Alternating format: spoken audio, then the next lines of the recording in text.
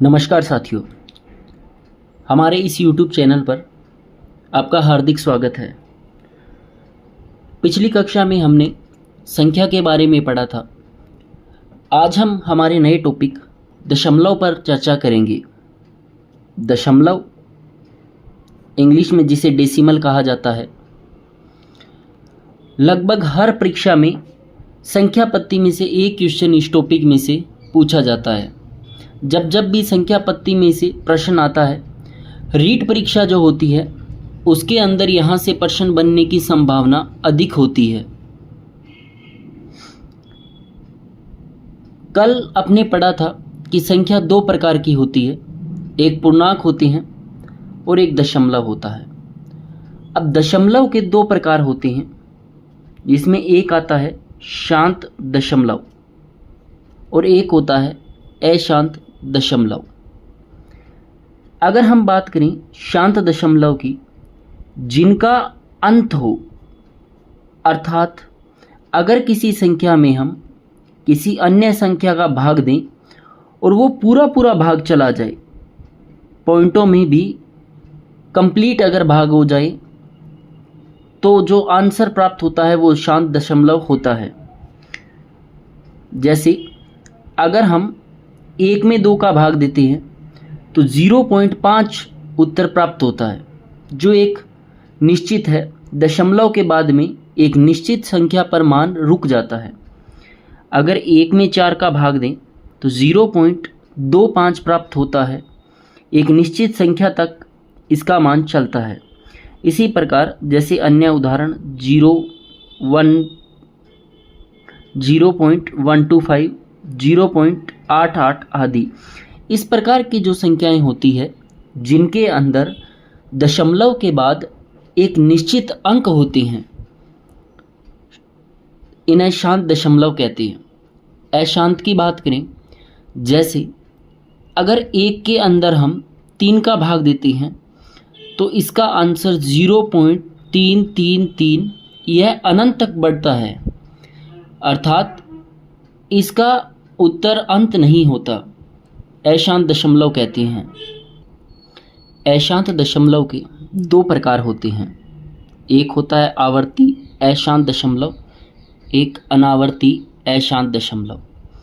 आवर्ती का मतलब होता है जिसके अंदर पुनरावृत्ति हो, अर्थात जैसे अगर हम 1 के अंदर 3 का भाग देते हैं तो 0.333 यानी 3 जो है इसका बार बार पुनरावृत्ति हो रही है, तो ये आवर्ती अशांत दशमलव कहलाता है। अगर हम √2 की वैल्यू देखें तो इसका मान 1.4142186562, तो इसके अंदर जो शब्द जो संख्या है उनकी पुनरावृत्ति नहीं हो रही है, तो इन्हें अनावर्ती अशांत दशमलव कहते हैं। अब इनके हम कुछ उदाहरण देखते हैं और उदाहरण से हम समझने का प्रयास करते हैं।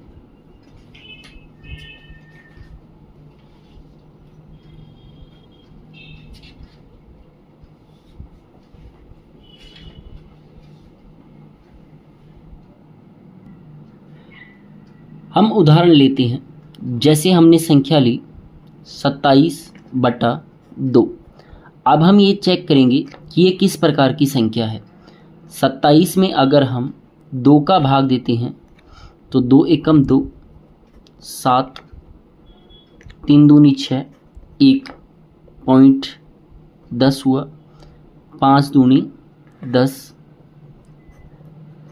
तो इसका एक फिक्स वैल्यू जो है वो प्राप्त होती है 13.5। तो ये अपने आप में शांत दशमलव संख्या है। एक अन्य उदाहरण लेते हैं, जैसे हम एक संख्या लेते हैं 15/7। 15 में 7 का भाग देते हैं, 7 दूनी 14, 1.10, 7 एकम 7, 30, 7 चौक 28, 20, इसके बाद में 7 दूनी 14, 60, 7 8 56, 40, 7 5 35, 50, 7 7 49, एक शेष बचता है और दशमलव लगा है तो इसे हम 10 लिखेंगे। तो ये 10 जो है ये यहाँ पर भी था, अर्थात यहाँ से आगे फिर जो संख्याएं हैं उनकी पुनरावृत्ति शुरू हो जाती है। तो इस प्रकार जो वैल्यू प्राप्त होती है इसे हम बोलते हैं अशांत दशमलव। और अशांत दशमलव के अंदर ये है आवर्ती अशांत दशमलव कहते हैं। तो ये था शांत और अशांत दशमलव। अब हम विस्तार से इन पर चर्चा करेंगे। वर्तमान में जो प्रश्न पूछे जा रहे हैं उनके अंदर इन्हें इसी रूप में पूछा जा रहा है।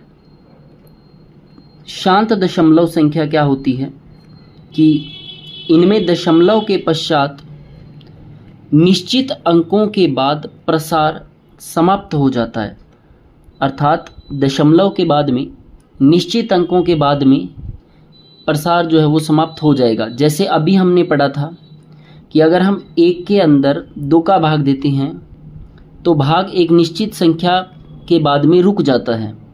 इसे सदैव 2 की पावर m इंटू 5 की पावर n रूप में लिखा जाता है, अर्थात शांत दशमलव संख्याओं का हर या तो 2 की घात होगा और या 5 की घात के रूप में होता है। जैसे 1.1/2 है, यहाँ 2 की पावर 1 है, 1/8 है, 8 जो है इसको 2 की पावर 3 लिख सकते हैं। तो जो शांत दशमलव संख्याएं होती है उन्हें 2 की पावर m इंटू 5 की पावर n, यानी या तो जो हर की संख्या है अंश ऊपर की संख्या होती है, हर नीचे की संख्या होती है। तो इन संख्याओं को हर के अंदर जो संख्या होती है वो या तो 2 की घात होगी या 5 की घात होती है। सभी शांत दशमलव संख्याएं सदैव प्रीमेय संख्या होती है। सभी शांत दशमलव संख्याएं जो है वो सदैव प्रीमेय संख्याएं होती है। वर्तमान में कर्मचारी चयन बोर्ड जिस प्रकार से प्रश्न पूछ रहा है, तो जो साथी शिक्षक ग्रेड 3 की तैयारी कर रहे हैं उनके लिए इस प्रकार से पढ़ना बहुत आवश्यक है। प्रश्न बोर्ड के अंदर जो है वो पूछने की संभावना है। जैसे इसी पॉइंट को प्रश्न में चेंज किया जा सकता है कि क्या शांत दशमलव संख्याएं सदैव प्रीमेय संख्याएं होती है, सत्य असत्य में भी पूछा जा सकता है। तो ये इम्पोर्टेंट फैक्ट थे शांत दशमलव संख्या के। NCERT और RBSC जो पुस्तकें हैं उनके अंदर ये सब चीज़ें दी हुई है। इन वीडियो को देखने के बाद आपको किसी भी प्रकार की अन्य पुस्तक पढ़ने की आवश्यकता नहीं होगी। अब हम पढ़ते हैं अशांत दशमलव संख्या। अशांत दशमलव संख्या की अगर हम बात करें तो वह दशमलव संख्याएं जिनमें दशमलव के पश्चात निश्चित अंकों के प्रसार समाप्त नहीं होता है, अर्थात अगर हम अंश के अंदर हर का भाग देते हैं और भाग पूरा न जाकर आगे बढ़ता ही रहता है जो समाप्त नहीं होता है, तो उसे अशांत दशमलव कहते हैं। अगर पूरा भाग चला जाए या दशमलव के बाद में भाग रुक जाए तो वो शांत दशमलव, और अगर दशमलव के बाद में भी प्रसार समाप्त न हो तो वो अशांत दशमलव कहलाता है। आप आसानी से इनके नोट्स बना सकते हैं। इसके 2 प्रकार होते हैं।